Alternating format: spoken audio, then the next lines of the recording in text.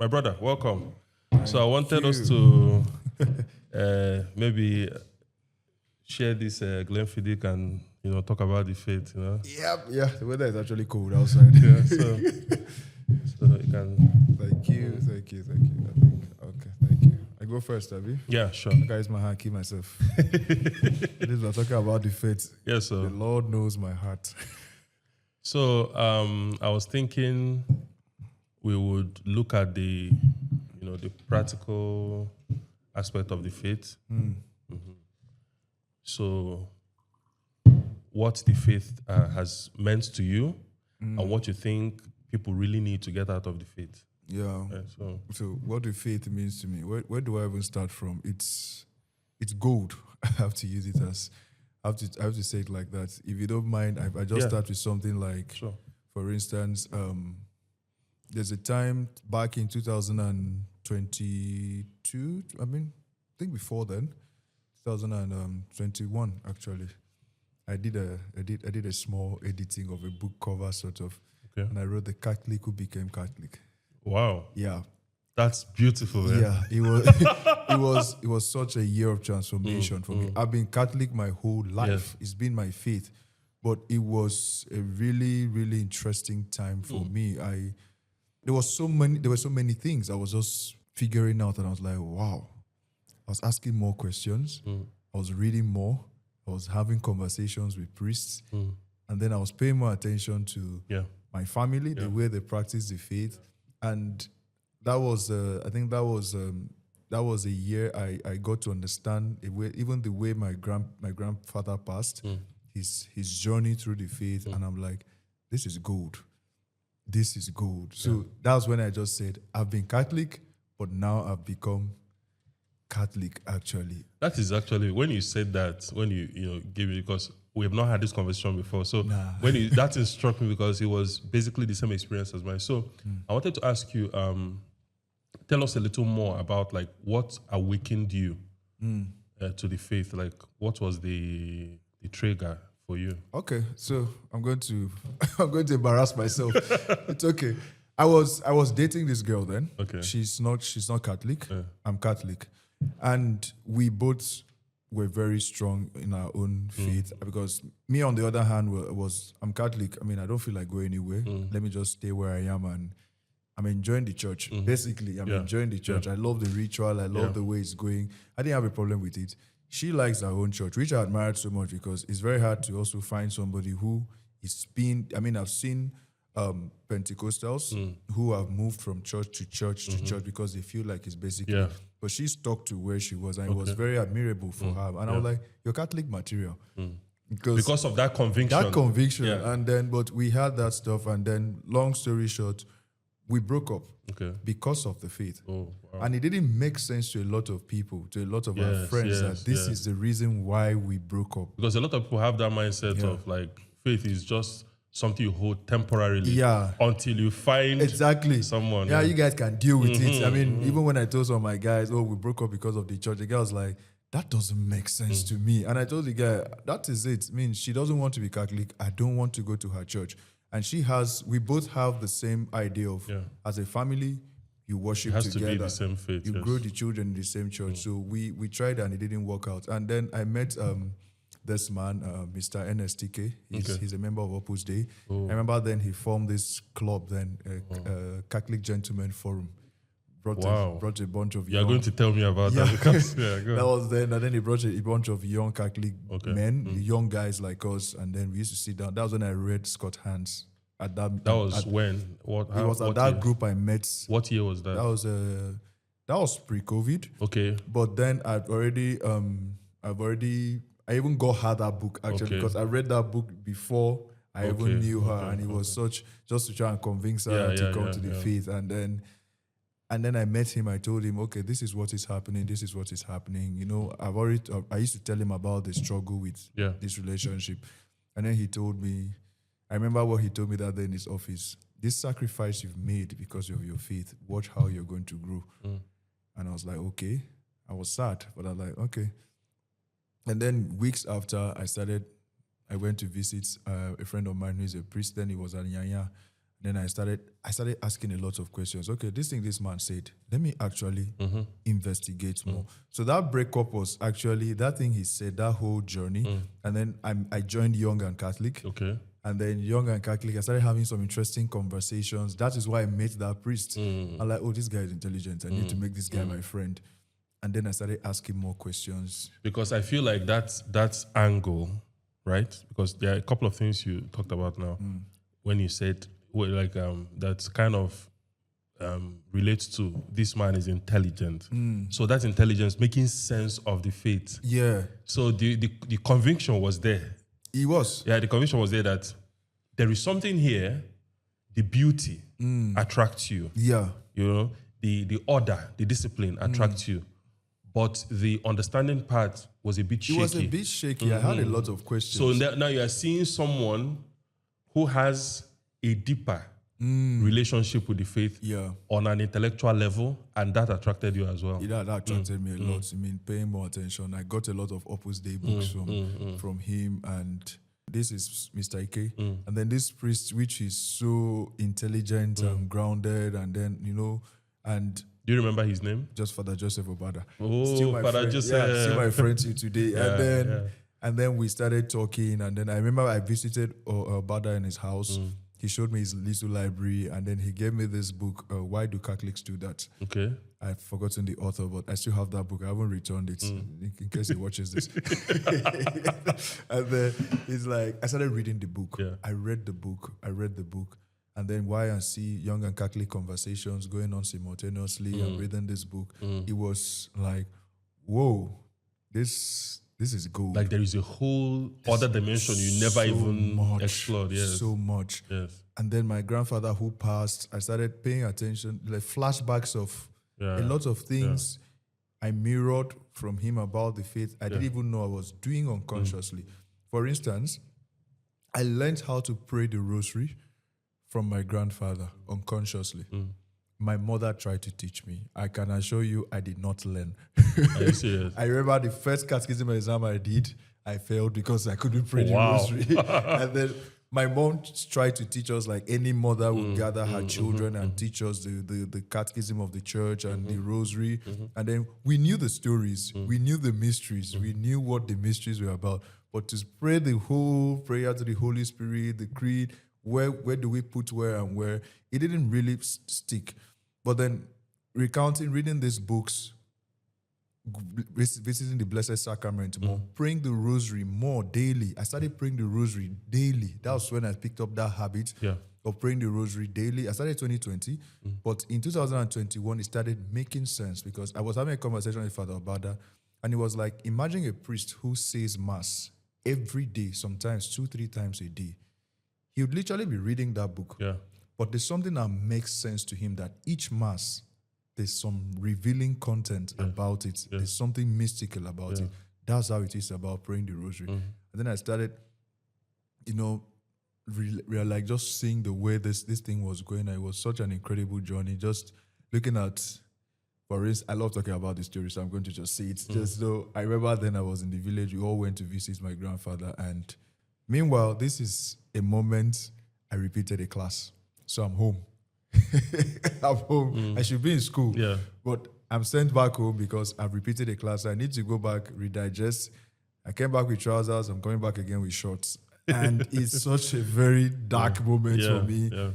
But then that 30 minutes, that minute of prayer, family prayer, and his voice kept sounding in my head. In fact, as I'm saying this story, I can hear the way it was sounding. Yeah. And then I realized that every time I prayed the rosary after, I tried to echo his voice in my head. Yes. That was how I learned how to pray the rosary. I mean, I didn't know the litany. I picked up the book and I was reading until I got to learn the litany. I got to say the litany without the book. But I then realized, this is back to 2021, reflecting on this journey, the way this man passed, his last words were the Magnificat. And then, and he tapped my uncle. He's like, I'm done. That's insane, man. Yeah. Really? Yes. My uncle was in the hospital with him, my mom's brother, and he tapped him. I was like, the Magnificat. Wow. And that, he heard him murmuring the Magnificat, and then he tapped my uncle, like, I'm going. So that was incredible. And then I started paying attention. If this man can cling to his faith at the moment of his death, that his prayer is even a prayer of our Blessed Mother, it's... Then there is something there. Then there's something. So I started asking more questions. I started reading more books on Marian theology. I started watching videos on YouTube.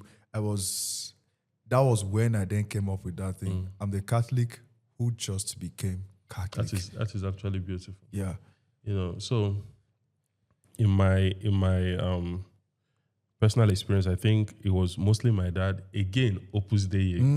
Opus Dei. Yeah, because my formative years, it was Opus Dei. I went to my first Holy Communion was with Opus Dei people. Oh, wow. Yeah, Father Joachim and late Don Weze, and then my dad. You know, so I think there is something to be said about the family. You guys are really You understand? About the family. So the faith of the family, the faith of the parents, they do a lot for the children. A lot. Because now you are talking about your grandfather. Not even just your father or your mom, but your grandfather. So it's kind of a powerful testimony to the effect of a good faith, of a lively faith. Because you look at some of these saints like Padre Pio, the kind of parents they had. You look at Teresa of Lisieux, Saint Gregory, Nazianzen, and a couple of all these people that you look at Saint Bernard of Clairvaux. So because when I read that family that overtook Christ, you see Saint Bernard of Clairvaux, the entire family is insane. That somebody wrote, Father Raymond wrote the book, The Family That Overtook Christ. I don't know what that man means by that. Because by the cover. Do you understand? Like that is like blasphemy on the cover right there. But there's a message. There's a message because there. It's like everyone is holy. Yeah. Everyone is practicing the faith to an insane degree, right? So, I think his dad is a venerable, mom is a blessed or even a saint now. Incredible. And everyone in his family. Everyone is blessed, saint, everybody, including his niece, one of his nieces, right? So, like, everyone. So, it's kind of the reason why the Catholic Church, I mean, every of these ancient churches baptize children. Because that faith is going to be passed on to their offspring. So, I feel like we should get to the part about what do you think the people need from the Catholic Church today? What, like, if you're looking at the world, the way things are, considering everything, what are some of the things that you feel like Catholics really need from the church? Personally, in fact, I'll start with late Pope Francis, who said the church is a hospital. We need to start seeing the church. I feel like over the years, we Catholics have seen, we've actually started seeing ourselves as, we've over the years been seeing ourselves as the wealthy faith. We are very wealthy. We have everything. You see a lot of Catholics boast, we have everything. There's this shoulder pad we have. I mean, if you look at our CWO women, the way they carry the Blessed Mother, you go to church, there are people, like they said, some people are more Catholic than the Pope. So there are these issues in the church we're facing today. And that's why I love Pope Francis so much, when he had to come down to the level of a lot of people struggling. He had the same-sex marriage people. He had the conflicts happening in Africa and other parts of the world. He had to come down to these people. And I think that is what the world needs today. The church is a hospital. The world is sick. And it starts from our parishes. We need to bring down the shoulder. Yeah, we've gotten there. It's been over 2,000 years. It's established. The church will always be there till the end of time. Nobody's contesting. Even the devil has been contesting over time, but we know he can never win. But we need to come down. Because of that divine guarantee. Exactly. But we need to come down. I think there's so much the church, like, first of all, for me, is for we Catholics to drop that pride and come down to the level of those who are struggling, because a lot of people leave the church today because, oh, it's boring. It's this. A priest shouted at me. I leave and go to this parish. Oh, these women, I came to the church and then these issues happen. These minor issues that we see as very little things, Actually driving people away. drive people away from the faith. It actually makes people shy away from the faith. It makes people just I mean, we are giving very bad example. very bad example. And I believe that. And there is a girl, because I belong to Legion of Mary. So during our there was a meeting we had, like a talk that we had. This girl, she was saying that she doesn't feel like the church, like at least our local churches, are as hospitable. Yeah. As some of the other churches that she has attended, that kind of stuff. And I feel like there is something to be said to that. But I want to talk a little about what you said concerning the church being a hospital. Yeah.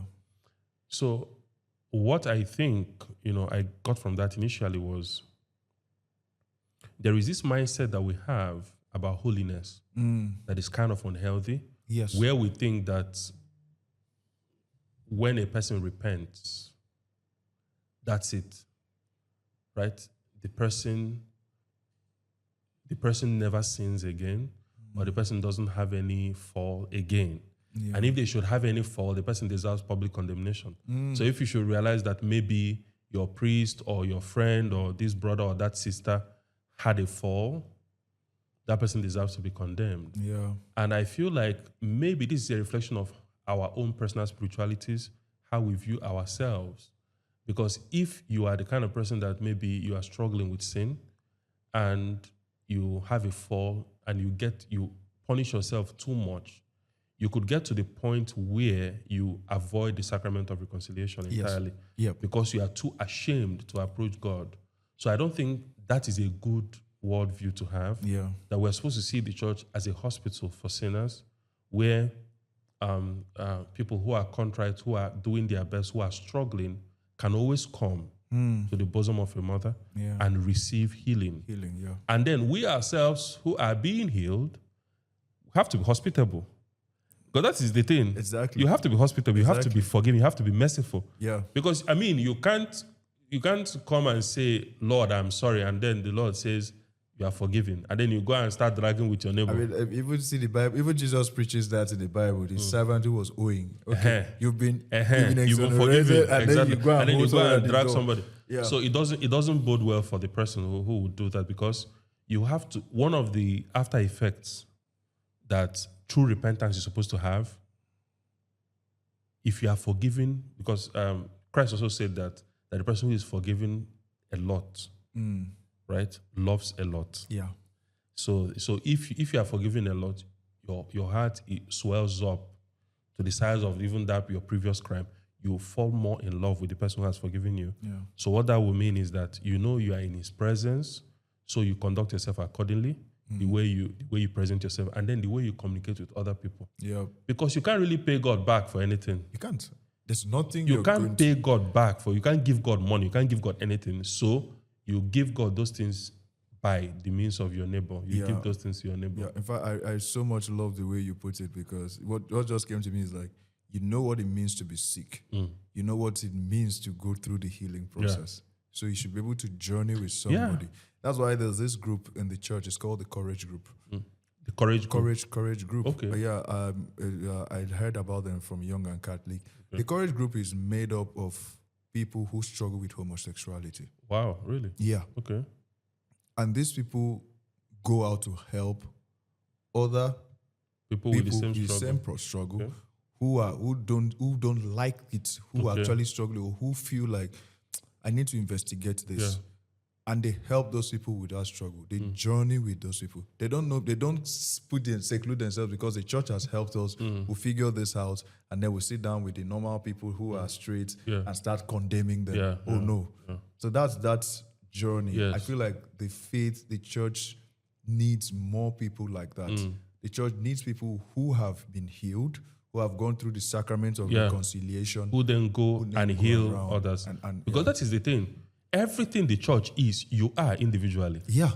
Because you have to think about it this way. So the church reflects Christ. And because of the power she has received from her spouse, Christ, so she is able to administer salvation to the souls of people by giving them healing and by feeding them with the word and with the Eucharist. Yes. But you yourself are supposed to be all of those things too to the world. Exactly. Because Christ wasn't joking when he said, I am the light of the world, then you are the light of the world. Because you are supposed to be a member of my body, right? So you are supposed to be a member of my body. So what the hell is my hand doing when my hand is not healing other people? Exactly. What are my legs doing when it is not running to help other people? You are doing the whole thing wrong. So that is a good point, because if you have been healed, the natural consequence is that you go and heal others. Yep. That is why, like I tell people, man, one of the ways you know that you've been healed is what you do after. Yes. Because if you have not been healed, you will not feel the need to heal others. You haven't recovered. You haven't recovered. You will not feel the need. But when you feel the urge to heal others, then, and when you have received the good news and you run to tell your neighbor, you will know that you have received the good news indeed. You want to share. Exactly. Because that is the natural consequence. Yeah. That thing is the natural, it follows naturally from receiving that you give, insofar as what you're receiving is of a supernatural nature. Of course. Because you can't say, oh, I saw a big bright light in the sky at night, right? And then you can't say you've seen this big bright light, and then you just sit down and say, oh, big bright light, that's nice. And then you go back to whatever you are doing.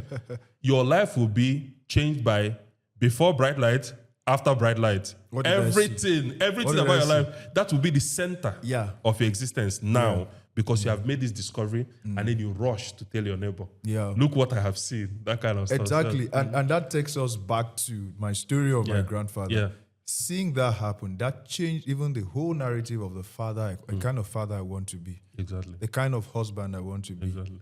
And then even my father, seeing the way he influenced us, because he passed early this year. Okay. God bless you. So sorry about that. And I saw his last act. My father took the bishop to the church. He made sure the bishop's security was set and everything. He drove the bishop to the church himself. He wasn't supposed to, but he volunteered to. He did that. That was the first Sunday of this year. And then I remember calling the person who asked if there's anybody available, and he told the person, I have finished my job. That Saturday, my father passed. Wow. And I told my mom, he did his work on Sunday. Monday, he was there going around reconciling people, doing this. There was this holy death process going on. And then he died on a Sabbath in the morning. So I look at those kind of things and this is going to shape. These are people who have received healing. They've passed it. Oh, I have seen. These are not people. I have seen. I have been healed in one way or the other. My mindset about the kind of father I want to be from my grandfather, the mindset of the kind of Christian I want to be from my father. So this now translates into the life I live. I now know that I don't neglect my family spiritually. That's me healing a home. That's me building a home, a group, a small community or society which will go spread into the bigger world. Yeah. That is me being of service to the church. Me making sure that things go in the order they're supposed to be. Us having these conversations, coming in. So this just goes beyond that healing process, and then you know that you're actually spreading the word. You're not just spreading the word, you're living the life of prayer. And then basically that is what the church needs to do. That's what, and when I mean the church, I don't even mean the building or the priest. We as a community, everybody. we need to embrace, even not just my mindset, even a better, more beautiful mindset than what I have now. And then I can assure you that a lot of more people who we think, in fact, yes, there's a lot of conversion back into the church, but it will be very, very, very, very more significant than we see. Recently, I figured out that we in Africa and this side of the world, I was telling a friend of mine in church yesterday, we're having a conversation, on Sunday, we're having a conversation. Something sprung up during the homily, and then they asked me a question based on the homily.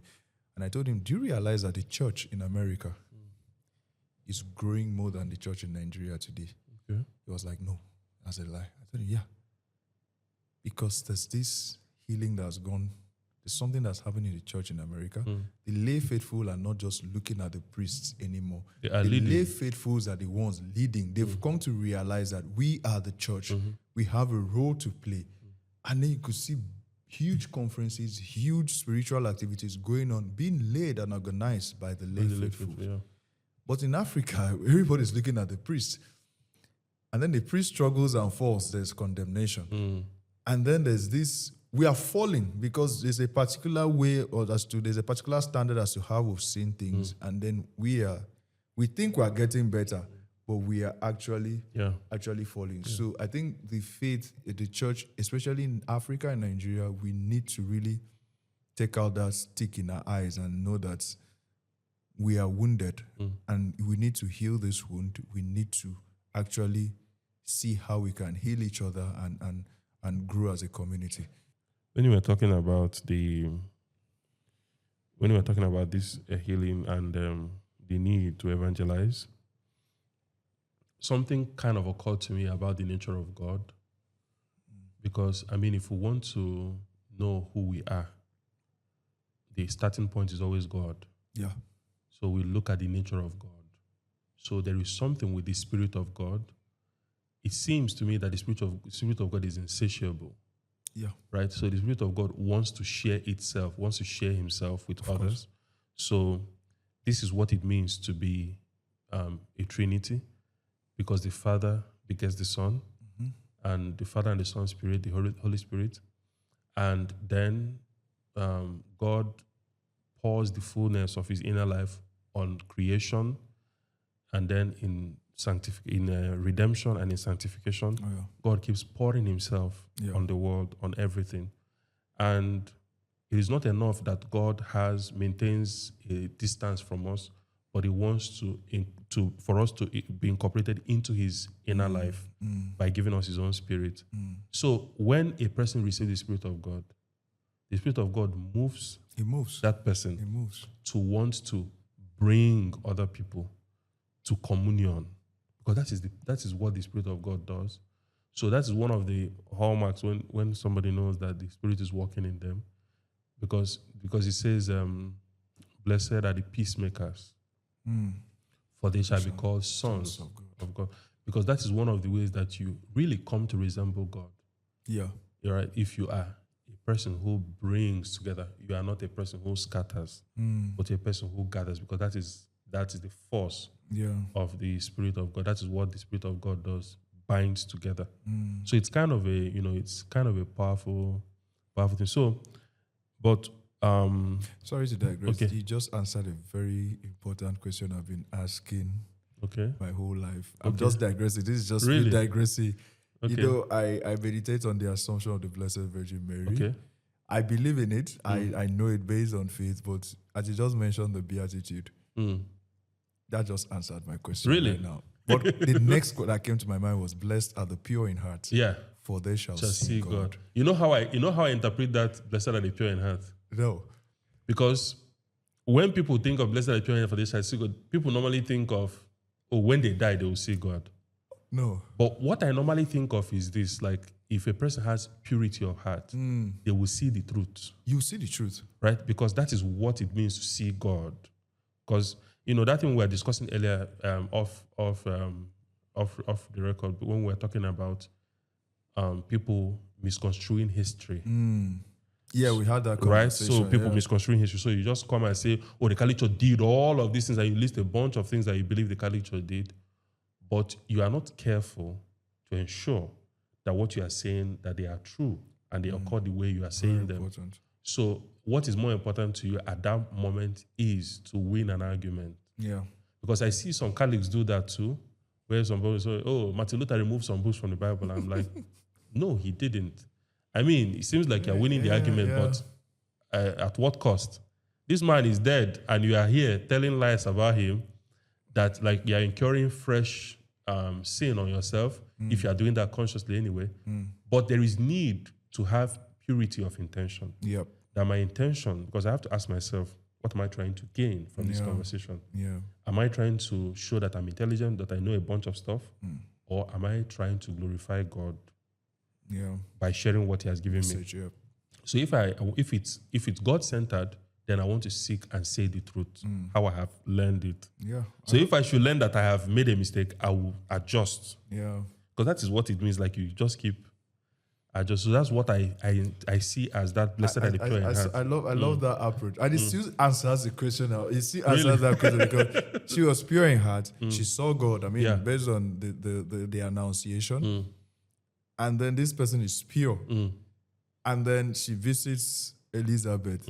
That purity, you could see the excitement in Elizabeth. She's like, blessed are you. Like she actually praises her like for you accepted this responsibility, and then she births God, and then you see the journey, and then I'm like, she has been pure in heart.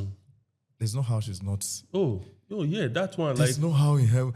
So I've never. That was when you just mentioned the Beatitudes. I've never thought about the Assumption of the Blessed Virgin Mary in heaven, the Queen of Heaven.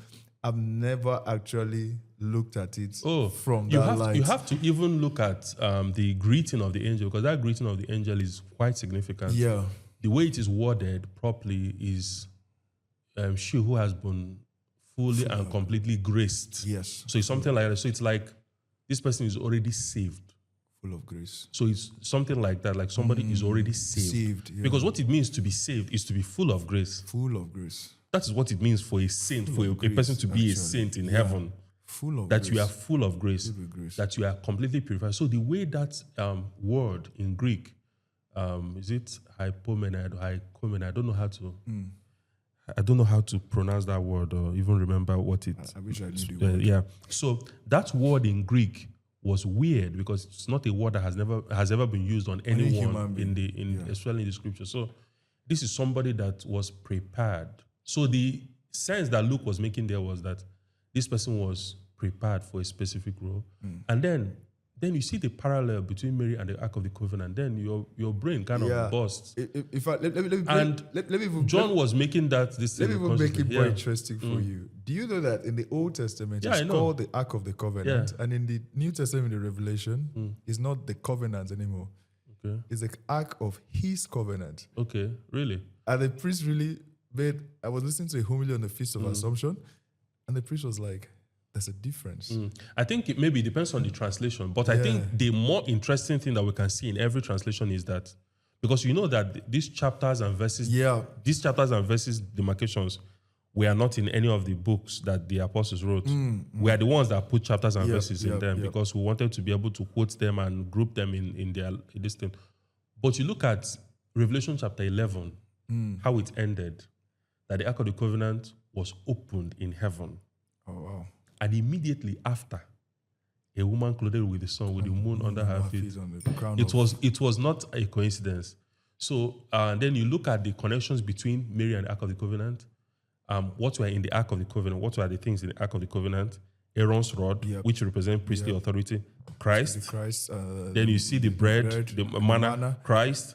Then you see the stone tablets, the word of God, the logos. You see Christ. And then you now see the language that Luke was employing, traveling to the hill country of Judah, which the ark did in the Old Testament. Yes, it did. The language of David when he saw, how can the Lord come to me? Elizabeth, actually. So you see a lot of parallels between the two. Yeah, it's insane. It's incredible. And it is plain that anybody that looks at it will be like, yeah, there is something here. It's incredible. Because it's not just one thing, it's a lot of things. But the point is, anyway, the point is that a lot of these Beatitudes, Christ was talking about here. Yeah. Not just after. Christ was talking about here. Because I learned that once I myself began to take truth seriously, my spiritual life changed. So it's like, even if I realized that I was playing a game and I'm not doing it consciously, I still come to God that way and tell God, I don't know what is wrong with me. Yeah. I don't know what is wrong with me. That's a pure heart. I don't know how to stop this. What is genuinely how I feel? And I don't want to feel this way. And you can see that I don't want to feel this way. So please help me. Right? That's purity. So it's like when you have that purity of heart, I wouldn't say I have it anyway. What happens is that you kind of become humbler. Yes. Because before I was bad. I said, am I proud? Am I humble? I used to worry about all those things. Yeah. But I don't worry anymore. I don't get that anxious anymore. Because I'm like, God, I don't have anywhere else to go. So it's like the confession of Peter. It's not that I understand you. Yeah. I mean, Jesus, you're talking about eating your flesh. I don't know what that means, right? But I have come to see who you are. And I've known that there is no direction that I can go that is not to you. Because it's like, who else can we go to? Where else can we go to? Lost like sheep without like... There is no other place. Like once you go, we are scattered. There is no other place to go to, right? There is no other place to escape to. Even if I say, I want to get away from the Lord. Okay. There is no place to go where the Lord is not Because there. if you think about it, these guys were hustlers. They were working. Yeah. Okay, I go back to fish. It won't make any Do you understand? sense So anymore. there is no other direction to go to. Once you have tasted this, everything becomes bitter. You can't possibly think that you can have this much sweetness and then say, I want to go back to the old bland thing I used to eat that I thought was sweet. Nah. When I have tasted the fullness of beauty and sweetness, you are not going anywhere. I'm not going anywhere. So that's kind of the kind of mindset I bring when I come to God. I'm like, yeah, I've done something stupid, right? And I knew that this wasn't very good, but out of weakness or self, presumption or whatever it is, I did this stupid thing, and I'm sorry. And I promise this is not going to happen again. And I work hard to ensure that it doesn't. But the beautiful part is that I now try to make sure that my attitude to other people reflect that. So you don't, when you see that other people are trying their best, You're not quick to judge. you're not quick to judge. Yeah. You're not quick to condemn, especially. So you're not quick to condemn other people. You give them you give them the benefit of the doubt, understand them a bit, and listen to them. Yeah. So ordinarily, I'm not a very wonderful person when it comes to communicating with others. Okay. Okay. Because one of the things I struggle with all my life is impatience. Oh, really? Yeah, and I know impatience is really, really bad when you are trying to do all these things. But what I normally remind myself of is this: some of those things can come instinctively. Yes. But when you remember who you are, that you're a child of God who has been forgiven, you pull back a bit.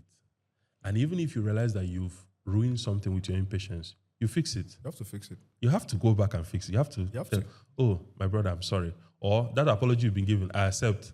No vex, say I take long. To go back and fix it. And honestly, this answers the question that you asked at the beginning. You know, what the church, what we need to do, what the church needs today. It's that awareness that we've all fallen. Yeah.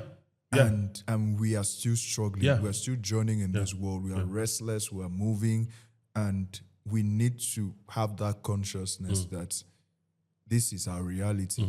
And we don't go ahead condemning people. We don't go ahead like trying to judge people because we feel we are better or we feel we've achieved and all those things. Oh, no. Yeah. I think that we need to come to that realization that we are a community. We need to, our priest falls, yes, we rise. We help him rise up. Yeah. You know? That part is really important. Yeah, Jesus fell. And then when I look at his journey to Calvary, Veronica wiped his face. Simon helped him carry the cross. It doesn't mean that the angels would not have done that, but this plays the role that this shows us our roles as humans in this world. Because you look at the support that the people of God gave Christ. Yeah, it's a support that we are supposed to give the each church, other. right? Yeah, because all of us are the church. So it's kind of, because it's one of the things I told that lady that was saying being lack of hospitality in some parishes and all that. I was telling her, you are supposed to do that because you noticed it. I don't notice it personally. I don't expect anybody to come and hug me when I enter church. I want people to leave me alone so I can pray. Sometimes I'm in that mood anyway. Yeah. Sometimes I'm in the more social, playful mood.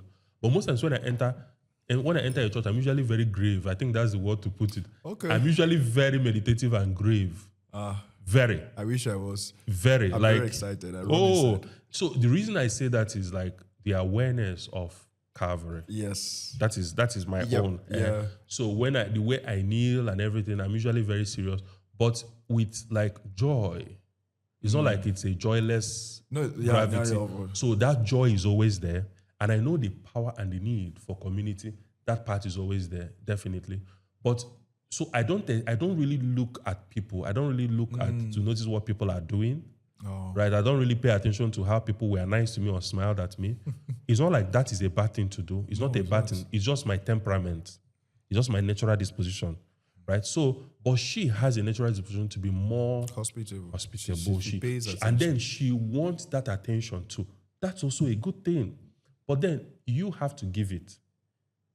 You need to start something. Yeah. So this discussion that we're having now is because I saw the church needs this. So I won't just say, oh, the church needs this. I'm like, oh, I wish a young bearded man can start a podcast. You understand? To call a couple of young, respectable men. When you could have done when it. you could do that, who do you think is going to? Who is the church? You are the church. Do you understand? I'm the church. The church is not your parish priest. Your parish priest is just trying to get through his day. Yeah. And I pity those people because that thing we said, being available to everyone. Oh my God. Because that thing I said about Father William, I've called just a few times anyway, but it's like, oh, I'm going to call you back. And I didn't feel bad about that because, dude, I can't do that work. Like I said, people are snatching him. People are taking your slots. You've been. I think he's been living abroad for a while, and then you came back. To Nigeria. Everybody wants to see you. Everybody wants to see you, and that is not an easy place to be in. Nah. For me, that is one of the things that scared me about becoming a priest. Well, my mind was listening to confession. Oh, yeah, that one is scary too. Yeah, I don't think I cannot do that. I'm not going to listen. I'm not going to judge anybody, but you know that God gives them special graces. Special grace for that. Because you could think you can't. They think they can't. It seems easy to listen to people, but I don't want to listen to people's. I'll have problems if I do that. I think I'm going to be scarred. Yeah. But on the other hand, but not just that, I think I might be sad all the time. I think I'll be very sad and humbling. I'm going to be like, wow. Yeah. Wow, you think you know people? My own is not even like, I think I'm going to be struggling. Like, okay, for instance, personally, I think if I were a priest and I'm hearing conversation, I don't think I would want to see somebody's face. Yeah. Because I genuinely think that, okay, like I had a friend, a priest, because then my friend used to say, why would you be confessing to your friend?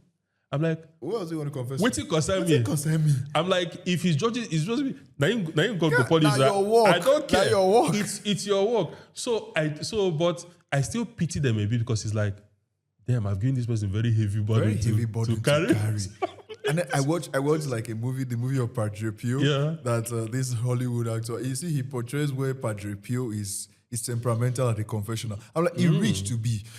Are you serious? He reached to the vex because it's like, what is the meaning of this? Yeah. Like, it's not that you're angry with these people. I get. It's like you're angry with God. Like, what's going on? Why are you putting people through this this journey? But I think for me, that part about I don't know if I would maybe phrase it that way about God, but I think I'll be more, because if somebody hears my confession and there's something I might tell a priest and the priest will tell me, are you stupid? And I'll be like, yeah, that's a fair question. Because it's like, but you know a lot of stuff. Yeah. What the hell are you doing? That kind of stuff. A priest has done that. So it's like, what the hell are you doing? You know a lot of stuff. What the hell are you doing? A priest has done that to me. He's like, you mean in 1 week you did? I felt so bad. I'm like, in my head, I'm like, oh boy, even Miss Madonna. It's not easy because it's like you are supposed to be more responsible. More responsible. That's the word. And then you know that there is because that's also why I talk about the truth part, because there is a difference between intellectual sin, right? So you talk about like refusal to admit the truth. Yeah. That is way worse than the weakness of the will. Very true. Because it's like you can know the truth, but you do not have the ability to follow through, at least not perfectly. So I can know that, I should pray properly, I should good posture, pay attention, but I could even in the middle of consecration be thinking of maybe, somebody was supposed to send money, something like that. I could just get lost. It's not so common for me these days, but it's something that I've experienced in the past. But like I was telling them at the Young and Catholic meeting, because they were talking about distraction in prayer, and I was telling them, if you're distracted at Mass, don't pay attention to the distraction. Don't say, I can't believe I'm distracted. That is also a distraction because that's how the devil works. Yeah, it spirals. Yeah. It spirals. You dig deeper and deeper and then you ruin your entire experience. So you're supposed to say, recenter. Just come back. Recenter. Yeah. Just come back. So I started to like kind of forgive myself a little more about those things and know that your weakness is going to manifest, whether you like it or not. But the thing that I will never do is to deny the truth. That is the thing I said, okay, I have freedom here. Yeah. You're not weak denying the truth. No, you're not. You know the truth. Admit it. It's not hard. I mean, that part is not hard. It's not hard. That part is not hard. But it's very hard for some people. No, but that part is actually not hard. Actually not hard. It's a decision. Actually. If I decide to admit the truth, to admit in my heart that this is true, I will do it. There's no temptation there. True. The only temptation that you have is only you that you are tempting yourself. You are the one that will decide that I will examine things and I will say the truth. Yep. That's it. So the only time I can say, okay, maybe you can be tempted is if you need to say the truth out loud. Oh, yeah. The temptation might come like, I will lose a lot of things, or if I say the truth, somebody will punish me or something like that. That's where I can see the temptation. But in your heart, you can't have temptation when it comes to admitting the truth. True. And that's why rejecting known truth is a sin against the Holy Spirit. Yes. Because it's very severe. It's very severe. Yeah. You can't look at white and say, oh, this is black. But you are looking at it, you can see it, and you know in your heart that you're lying. So that's kind of a big deal. It's a big deal, actually. So one of the things I was thinking of is the regular assumptions that people have that they know enough, right? So a lot of people still bank on what they learned in initial formation in catechism. Yeah. And the other thing that they bank on is that their priest is going to teach them everything that they need to know about the church, about the faith. But most of the things that the priest would talk about is in the homily. In the homily. About the readings of the day. But we are not going to get the structure that we need to actually form a proper faith framework out of just the homily. Yeah. That is why the catechism exists. So that's why people go to study theology and all these other courses to make sense of the faith, to even make sense of the scriptures, right? To know, okay, are the scriptures reliable? How do I prove that Christ is God, right? How do I prove that the scripture is the word of God? How do I prove that the church is divine and is of a divine origin? And a couple of these more important questions that should go before listening to the church. Because you kind of need to know some of these things before. Because if you know those things before, then what the church is doing can now make sense. Yes. So if you now come to Mass, you can get better, you can get more out of the church. Yes. Than just being just there. Not that everyone is doing this. Let me just do it. An initial Peter at the time. Exactly. Yeah. So I feel like there is need for Catholics to take the study of their faith serious. So what do you suggest as how do you think young Catholics can, Speaking of young Catholics learning more about the faith, it's like you said, it's very, very important. And it goes beyond even participation at Mass. It's knowing your role in the church as a lay faithful. If you're not a priest or religious, it's knowing the importance of belonging to a community, a society in the church. So, for instance, I mean, there are already parishes who have taken the extra mile to have Bible classes, catechism for adults. They form groups like we have, even outside the church, we have the Young and Catholic group, we have the Catholic professional group. They are just like this man who formed the Catholic Gentlemen Forum group of Nigeria. These are avenues because we like you said, there's this assumption or presumption that is catechism. After catechism is what the priest says in church. That is all you need to know about the faith. And then there's this gap that develops a lot of assumptions and preemptive ideas of what the church should be. Meanwhile, it's not what it is. Yeah. There's this build-up of, and then it now creates an environment of judgment, condemnation. Like my chaplain in university will say, being more Catholic than the Pope. We believe this. So I think that there's need for young people. Already, there's a lot of questioning. Which is a good thing. Actually. There's a lot of questions. I'm still asking questions. I mean, the level at which I was asking questions has changed a lot. Exactly. But then they were very, very, very fundamental questions. It was like, okay, why do we have statues in the church?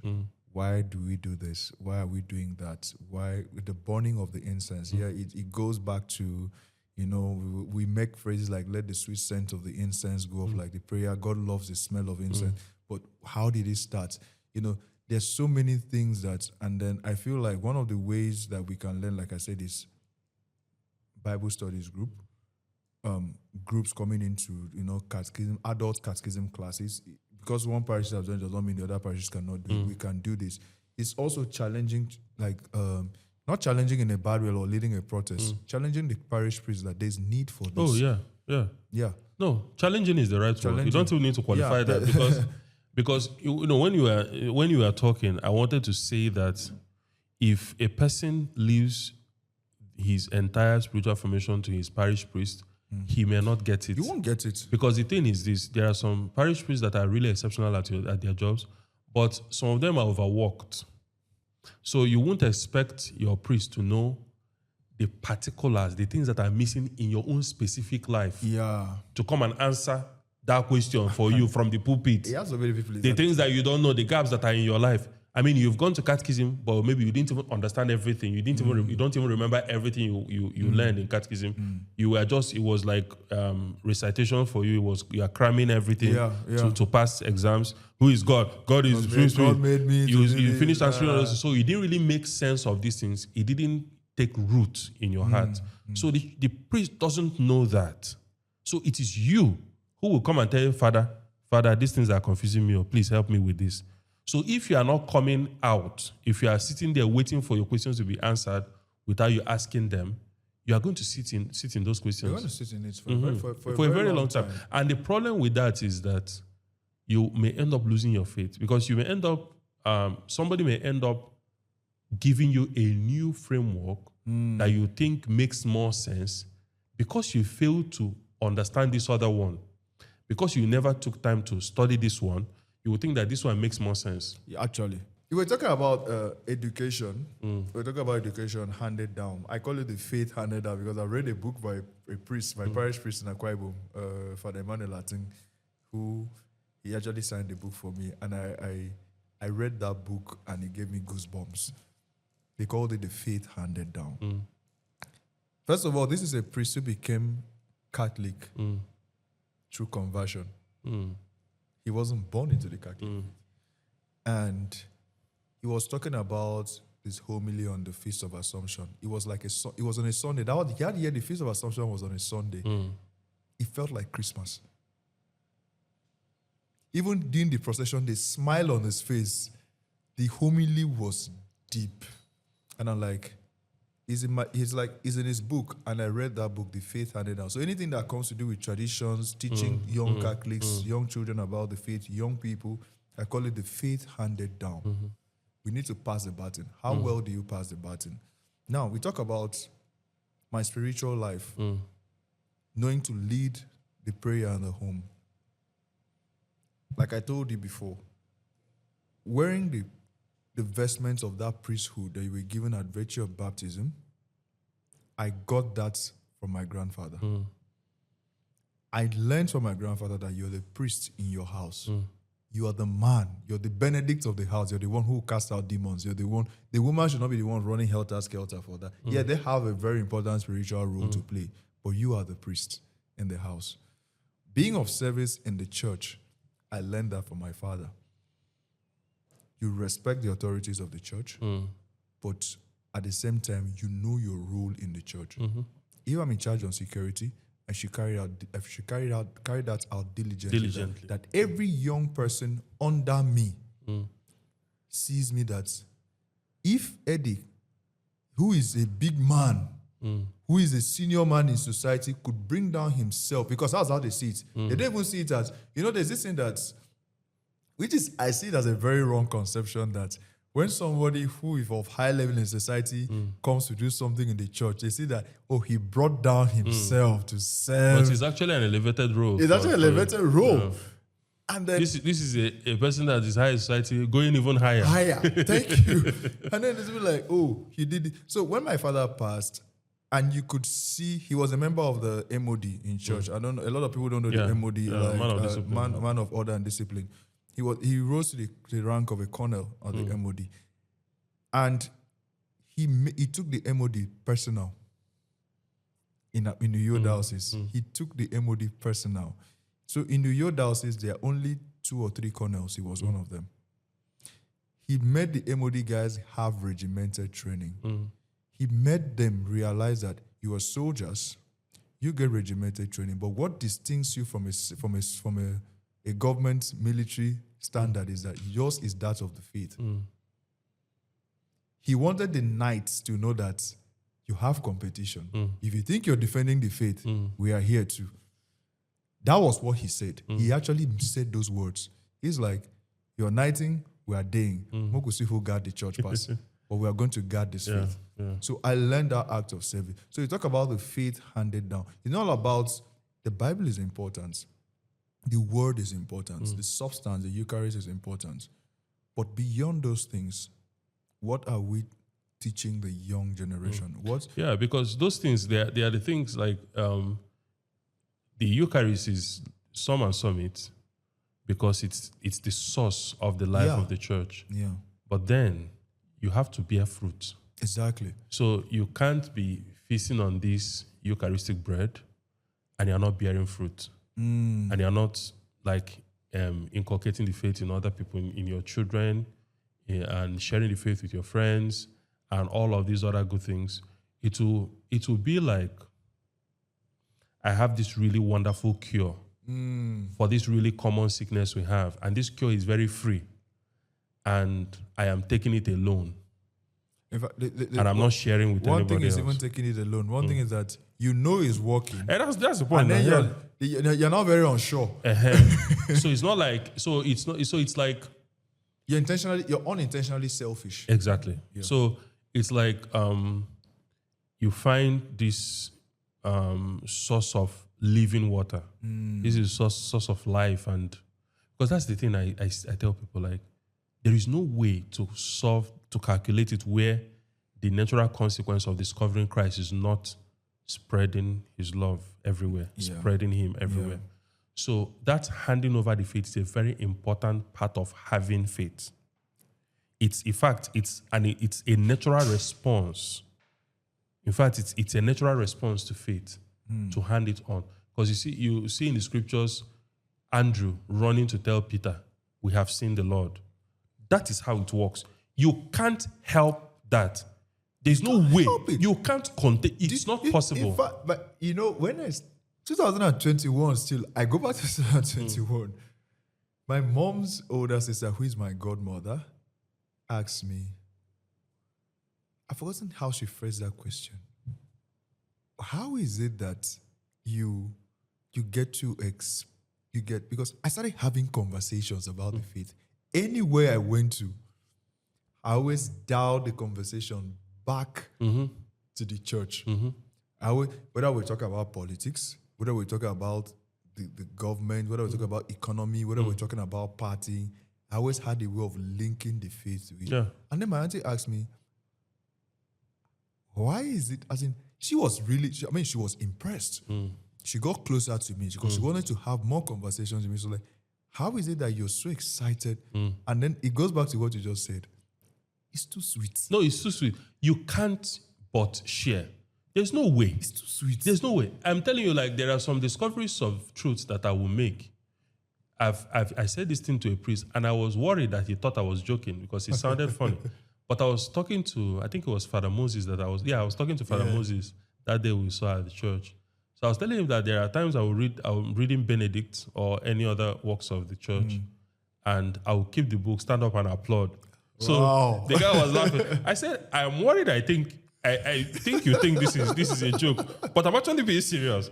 So I'll actually drop the book, stand up and applaud because I would have this discovery and I can't wait to share it with somebody else. Do you understand? You can't keep. I can't wait. Now, recently I now get where the people that Jesus healed, the people he passed the message. The people that he told them, don't tell anybody. Are you joking?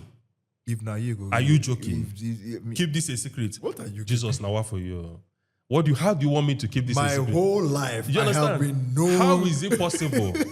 I don't know if Jesus was trying to be playful there, but I don't know whether understand I was that. playing the calm card because Yeah, so I think it's maybe for everything to still fit into the timing of God. Yeah, but that is an impossible ask. impossible. It's an impossible ask. It's impossible. There's this excitement. Look at that.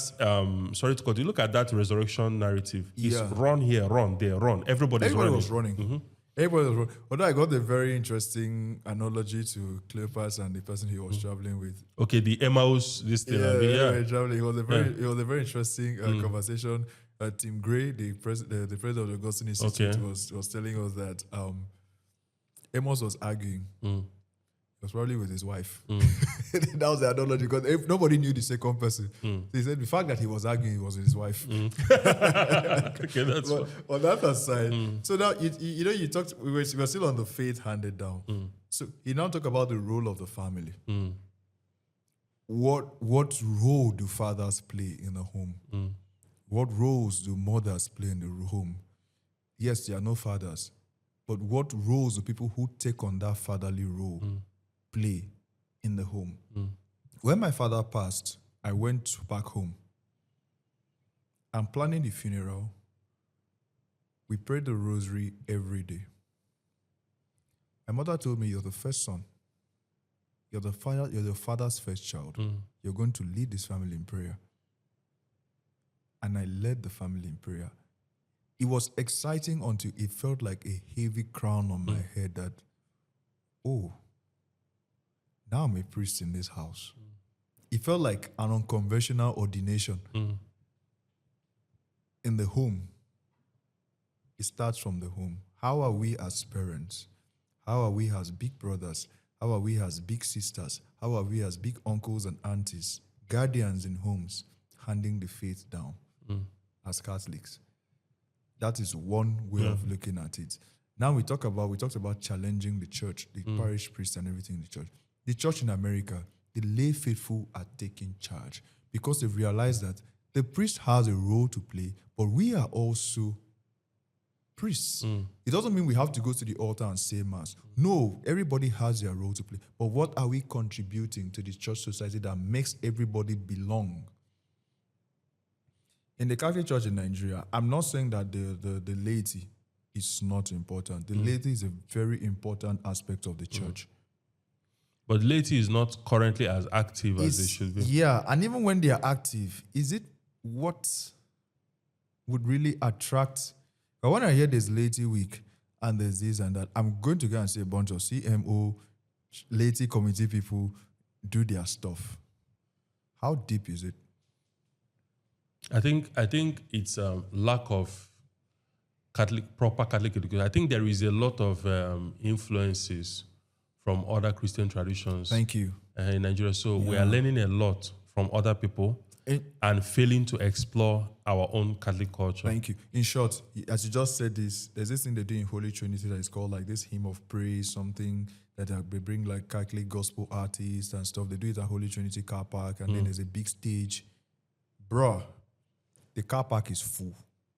It's a rave because it's similar to the Pentecostal way of worship. There's praise and worship, there's dancing, there's gospel performance, even priests are performing on stage. It's a rave. That's Catholic. That's the Catholic But if you thing. say, come, let us learn about the faith. Nobody's coming. You see 3 people there. You know that experience that they do at the beginning of the year is Catholics that organize experience. Okay. Yes. So, but they bring all these gospel artists and stuff. It's very incredible how you see where we are leaning towards. So how does the church now tap from this? Okay, notice that the young people are, and mind you, these are still young people that are very curious, who are asking questions. But those things, I feel like those things are good, but it's just to find a way. Just find a way to still balance it out so that, because I feel like there are different stages of spirituality and even different shapes and types of spirituality in the church. Because the Franciscan spirituality is not the same as the Dominican spirituality, it's not the same as the Cistercian spirituality. So all these monastic traditions, they have their own spiritualities. But the thing is this, it's because they have different charisms. They emphasize specific charisms over others, which these things are still good, but they have proper Catholic education. That is what makes them powerful. Yeah. Because it's not just to form one spiritual life according to a foreign tradition that isn't even Catholic. It's not even a thing. So if one is still underdeveloped, but they are still within the church should find a way to educate those people. And most of the task of education falls on lay people. If you want to think about, like, in terms of the number of people we encounter on a day-to-day basis. Yeah. So why I say that is not like the church has a central role to play in guiding Catholic education. That's when I say Catholic in this the church, in this sense, I mean the clergy, like the governing bodies of the church.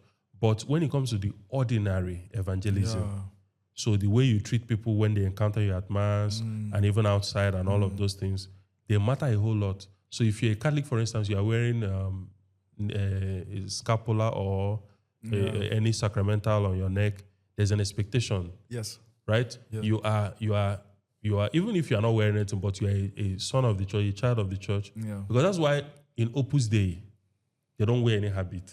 That stuff. They don't wear any habit. Yeah, because if you ask them, they will tell you why. Because Saint Josemaria felt like the church needed to form people who will live out the faith in the ordinary world. Yeah. So you are a student here, you're a student there, and people bring up immoral conversations. How do you steer that conversation to show them the light of Christ without judging anybody, without doing whatever? How do you have regular conversations with people and steering them to Christ, to repentance, to the joy that comes with knowing God? Stopping from Opus Dei, which is a very, very one of the greatest things that have happened to the church, because a lot of things we do today are actually Opus Dei activities that we don't even know is resonating with what Opus Dei does.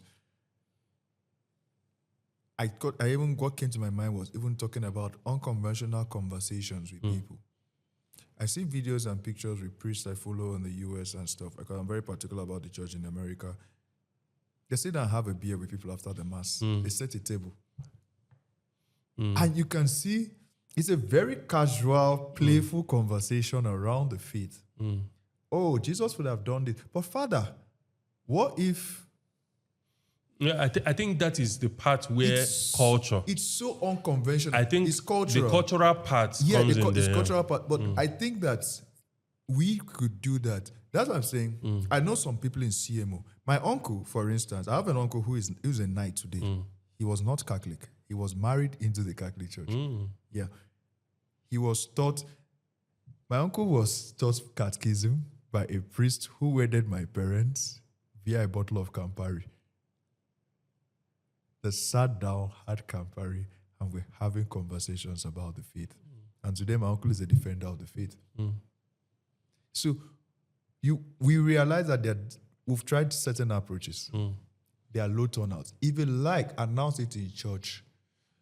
Please show up. Oh, I know that over the years... You have to make it enticing. Oh, people are not coming. No, you have to. So you have to make it enticing. But what you do, like if I were a priest, what I would do is to look for people with certain strengths. So you look at the talents in your church as a priest, for instance. You look at talents in your church because why I said before, you don't leave your personal faith formation to your priest alone. Because even apart from the fact that the priest might be overworked and they might even be going to school and a lot of other responsibilities in the diocese. There's a lot of work. Even apart from that, some priests might be negligent. Yeah, that's something right? Very, very... Some priests might be negligent of their job to actually share the faith. Some priests might even be the ones bringing anti-Catholic culture to their parishes. That happens a lot. And sometimes some priests do not have very strong Catholic spiritualities. Yeah. You understand? So, but then if you are a priest and you know what you are doing, you can't do everything by yourself. No, you can't. So what you do is you use all these pious societies now. You take those things seriously. You see Legion of Mary that do apostolate, for instance, that go around to talk to people and all that. You strengthen those people. You make sure that they are really grounded, that they know what they are doing. Yeah. Because if you're a priest and you are hands-on when it comes to preaching retreats and a couple of all these things, you actually inform the people informing other people. So when we talk about retreats in this part of the world, in Nigeria, People don't go for the church retreats, for instance. I'm using my parish, for instance. People don't go because they're going to talk about things about the faith. They are preaching Bible. It's Pentecostal preaching they want to go and hear. No, but even that, I feel like, sorry, I keep cutting. Yeah. I feel like that is an avenue to stir conversation. Exactly. But we fell at that. There's always this, pardon me, kabash. Okay. I know someone personally who went for retreat because of how they pray in the retreats. She's like, the kabash. Oh, okay. The kind of screaming type of prayer and everything. Yeah. That is why people go for screaming. Yeah. That's the reason why a lot of people go for retreats. Yeah. Because there's going to be this very spiritual. Yeah. And there's this priest, Father Ita. Is it Father Ita? One priest who went for a retreat. And then his idea about the retreats was very unconventional that the people were so pissed. He was like, first of all, retreat is a time of rest. Yeah. Chill. Yeah. Relax. I'm not here to bombard you with Bible. I'm not here to bombard you with spiritual talk. Let's have a conversation. Let's chill. Let's relax. Let's have a conversation. The important thing at the end of the day is because everybody's method, because that's why I said that, like, as a you know where your own gaps are. So you kind of have to speak up to your priest too. You kind of have to. You can't be criticizing your priest behind his back. And you're not doing anything. I feel like that one is kind of insane. Because I posted something online one time. I said, if you don't volunteer, you don't do anything in church, shut up. About any problem you see in church, just shut up. And the reason I say that is because there are people volunteering who are not living up to your expectation. But then you sit in silence and then criticize them. You understand? Talked about church using like the strength. Like, okay, these are the kinds of things people. So why don't we use avenues like that to actually share the faith? Yeah. This is what the church because teaches. that is maybe the level that those people are in at that time. And then you can bring in the Bible. Yeah. And the church. That is how it's supposed to be. Like, because the whole reason why I can't go out and live my faith is because it's not practical yet. It's just seeming like nice stories that are just floating about in my head. Yeah. But I can't really see my faith in the things I touch, in the people I meet. I don't really know how it connects to those things. We don't know where to come in. And I don't know where those things come in. So it's kind of difficult. So if you read and pray enough, if you develop your spiritual life enough, you can get to the point of unity. Yeah. Where you kind of see God in everything. So God kind of becomes God in everything. So you kind of see God in everything. So you kind of know that there is nothing of your life that is inconsequential. There's always a grand that there is design. no part of your life that is inconsequential. That every part of your life is important. Every part of your life is serious. Yeah. So I feel like it's kind of a big deal. So the invitation, at least we'll round up with the invitation. The invitation should be for every Catholic to see it as their job to learn the faith. Learn the faith. Not just, the church says this, I take it. Not only that is a good approach, but not only that, but okay, why does the church teach this? So that I can understand it for myself. So that it can become my truth now, not just the church's, not just the Pope's truth or the priest's truth or the bishop's truth. Let it be my truth. Because that's the only way it can do anything in my life. Actually, you're right, because that's the only way it can make sense. Yeah. Like in the words of my friend Father Obada would say, let it make meaning to you. Yeah. Do this, let it make meaning to you. Not exactly. because you want to impress anybody. Exactly. Not because you want to share. Yeah. Because you want to grow. You want other people to partake in your healing process. You want other people to test this antidote of healing. Yeah. But let it make meaning to you. Yeah. Let the antidote work for you. For you first. Exactly. And then you be like, come and see, like the woman, like the Samaritan woman. Yes. Come and see this man I yes. met at the well. And then that's just going to be very, very, very, very, very, very interesting because I just wanted to throw in a suggestion just before we round up. I just thought of something in my head, like I'm financially blessed. I could start up something which I do sometimes my own ordinary way, not exactly that way, but I just go to my like just at the car park or something, just set up like a beer parlor-ish kind of thing. Okay. Like a lunch thing, bring in vendors and people buy food, and then we just make sure that we're discussing the faith. Come and sit down, come and chill, come and eat. I like that idea. You know? I like that idea. Nigerians love free food. I like that idea. You know, I had something similar to this. Like when I registered my St. Thomas Aquinas ministry with CAC, the idea I had was to use means like that to share the faith, but it was going to be like ordinary means like that. So I hope that we can explore this a lot more subsequently. So I'm genuinely happy that you came around, and thank you very much. I hope we can have something like this again. I love this so much. Thank you so much for the whiskey. You're welcome, I love it so brother. much. I'm going to bring a lot of non-Catholics because I want them to share in this experience, having conversations about the faith, and let's hear from them because definitely. It's really, really important Definitely to hear from them. No problem. Thank you so much. Thank you very much. Thank you.